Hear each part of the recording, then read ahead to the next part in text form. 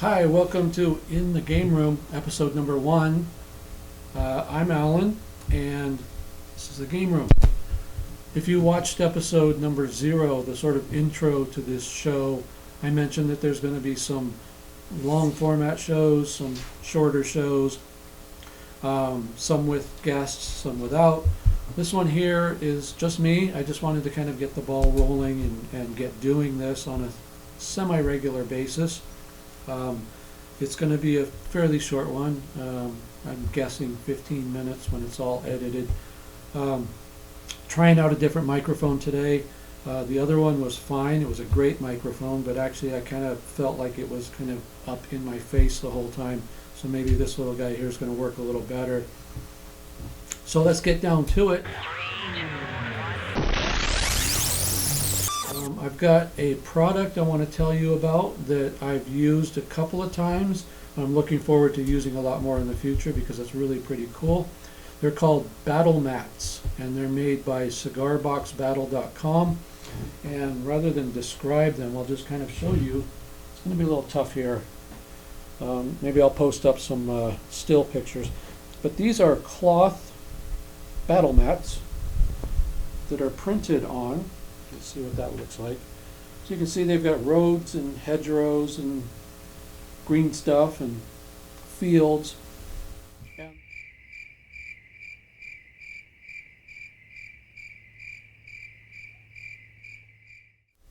And they're cloth. So you can just wad them up and put them away when you're done using them. You can take paper, scrunch it up, put it down on your table, and then put the mat over the top, and then you'll get some sort of rolling terrain. So they're really cool. These are very cool for taking places. If you're going to a friend's house to play, going to a convention or something like that, and you don't want to take like my boards here, which are rigid MDF boards. They're fine for here. I love them, but they're a real pain in the ass to transport somewhere else. So if you want something you can transport, this will go in your suitcase if you're going to a convention, in another city. So that one I just showed you was they call it Europe, number 102. And they come in different scales. They make one that's a 10 to 15 millimeter scale, which I think is fine for 6 millimeter. And then they make a larger one that's 25 to 28, I believe. But I think the 10 to 15 works fine for 6 millimeter.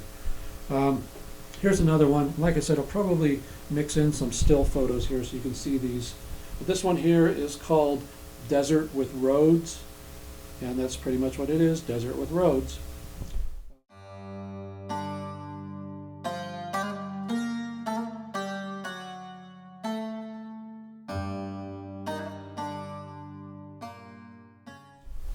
And that one is number 103. They're about $70 each, this size. They make different size ones. These ones are about 4 feet by 6 feet. And like I said, they're around $70 each. They're not terribly cheap, but they're not too expensive either. They're very well done. The printing is really nice. The edges are all folded over and sewn, so they're not going to fray, I don't think. They're going to stand up to lots of use. So I really like them. I've used them in a little bit of play testing I've done here at home. I haven't taken them on the road yet, but I think in February there's a convention in LA that I'm going to. Well, I don't think I'm going. I know I'm going. I have a table there. But I think I'm going to take these with me, or at least one of them, and run some games so I don't have to bother transporting rigid boards to the convention site. So there they are. Called battle mats. You can just Google that, or you can go to cigarboxbattle.com, and there's a link there to buy them. They have all kinds. They even have stuff for sci-fi games, space, snow scenes, all kinds of different stuff. Beachheads, really cool stuff. So check out battle mats. I really like them. They didn't send me these. I didn't get them free. I paid for them, and I like them. So there you go. Second thing I want to talk about is a game system that I use. 36 years ago now, GDW and GHQ released a game called TAC Force, TACFORCE. You can still find it on eBay if you're lucky, but there aren't very many copies left. It was released, as far as I know, once and then never again. I'm not sure why. I think it's a pretty good system. I like it. It's what I learned to play modern Micro Armor on. The game was designed specifically for Micro Armor because it was a joint project with GDW and GHQ, and GHQ makes Micro Armor. So they worked with them to make the game. It's a easy game to play, I think. It has a lot of rules which are optional, so it can become sort of as intense as you want, or it can be as simple as you want. The game is very basically based on cards, vehicle cards. Hope you can see this. They have two sides to them. They have the sort of attacking side and the defending side, and the cards overlap each other, and you cross-reference numbers, and you get percentages to hit and things like that. Very simple, I think, and very fast. So anyways, 1980, I bought this game. I loved it, but I immediately saw a little bit of a problem in that there were only a certain number of vehicle cards included. And the ones that were included were the U.S. vehicles of that time, 1980 and before, not all the way back to World War II, but sort of Cold War era U.S. vehicles, and then Cold War era Russian Soviet vehicles, and that was it. So if you wanted to play the British, the French, the German, anyone else, Israelis, well, you're just SOL. You couldn't do it because the cards weren't part of the game. The other issue with the game was the most modern vehicle in the game was on the Russian side the T-72 and on the American side the M60A3.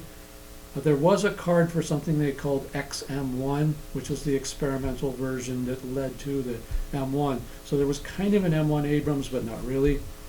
And that's where it ended. So as new vehicles entered service in real life, of course, they did not enter service in this game. It was sort of stuck in the Cold War. So immediately I wanted to do something about that. I was playing a game while I was in the Army. I was in Oklahoma, and I was playing a game with a friend of mine, and he was a real big fan of the Argentinian TAM tank, a TAM. And he said, boy, wouldn't it be really cool if I had a miniature of the TAM and we had a card for it and I could actually use it in the game. And immediately something clicked in my head, and I thought, well, why don't I make that happen? Why don't I make cards for vehicles as they become available? So that started a project which I named TAC II, T-A-C and number 2. So it's basically TAC Force version 2. And this project that was born at that time was basically me updating the data, adding new vehicles, and sort of keeping the game up with modern times. And I've quite literally been doing that for over 30 years. Now I have quite a collection of data, and just a few years ago I decided it was finally time to share that with other people if they're interested in having this information. So I made a website called tac2game.com, and at tac2game.com you can download all of the vehicle data cards for all the updated vehicles. You can even update the rule book itself if you don't own the rule book, because like I said, it's been out of print for 36 years. Not many people have it. I contacted GHQ several years ago and told them about this project I was working on, and I told them that I wanted to take the rule books for TAC Force and rewrite them into one new book and release that for free, not for profit, to anybody that wants it. And they were completely fine with that, so that's what I've done.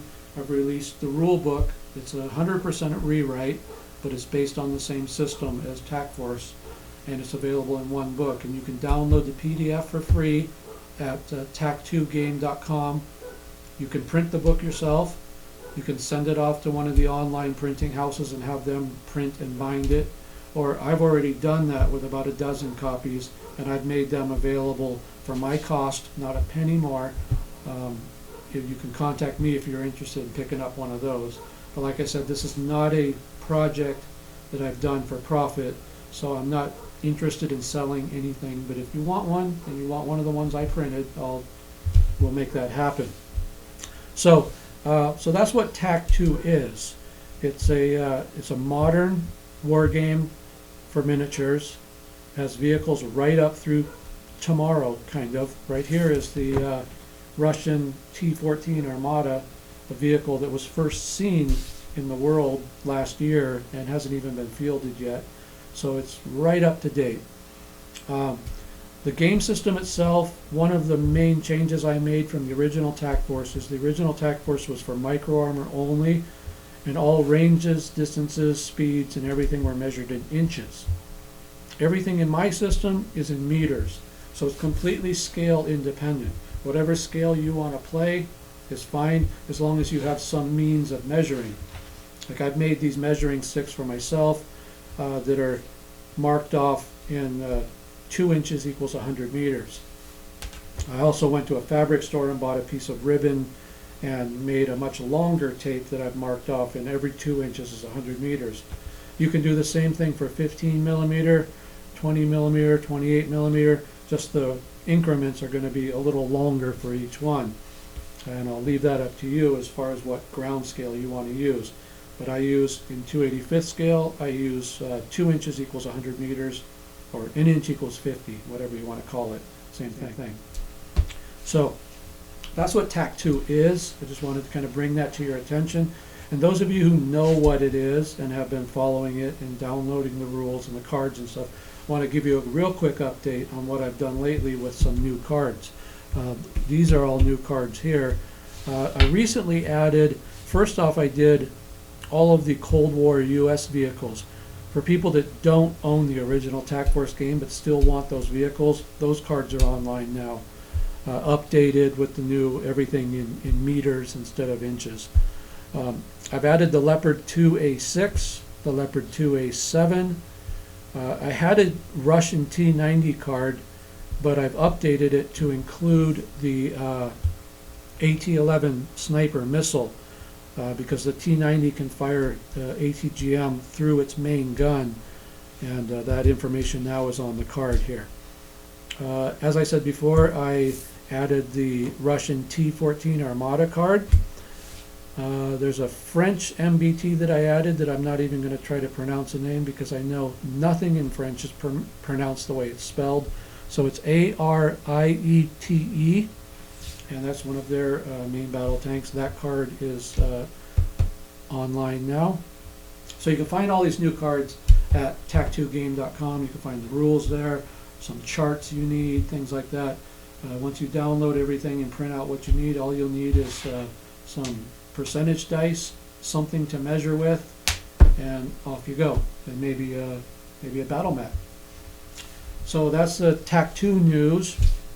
The third thing I want to talk about in this little broadcast here is something I just touched on a second ago in a way, and that's ground scale. People that are new to wargaming with miniatures can get confused by ground scale. Ground scale is different from miniature scale. This tank here is 2/85 scale.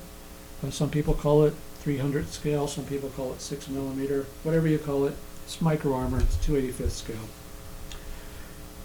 When we game in this scale, we don't use distances that are 2/85 scale because those distances are much too great. There's an M1 out here. Let me grab it. The M1 Abrams in one 1-minute turn can move approximately 1,100 meters in that period of time in real life. 1,100 meters in actual 2/85 scale would be 154 inches or about 13 feet. Much bigger than this, even this large gaming table here. This gaming table is 8 feet long this way. So if we actually used a ground scale that matched the scale of that vehicle, this vehicle could move further, it could move off the end of the board. And it could fire much, much further than that, 3 or 4 times that much, or about 3 times that much, reliably, about 3,000 meters. So it could fire about almost 40 feet in this scale. That's my dog.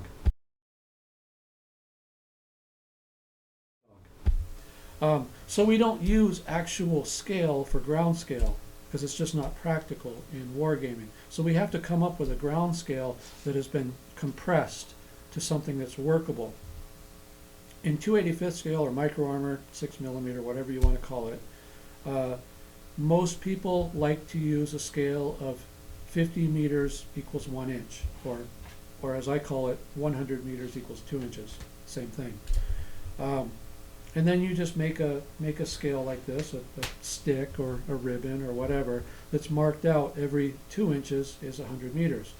It works out perfectly for me and my game boards, my rigid game boards, because they're 20 inches square, which in that ground scale is 1 square kilometer.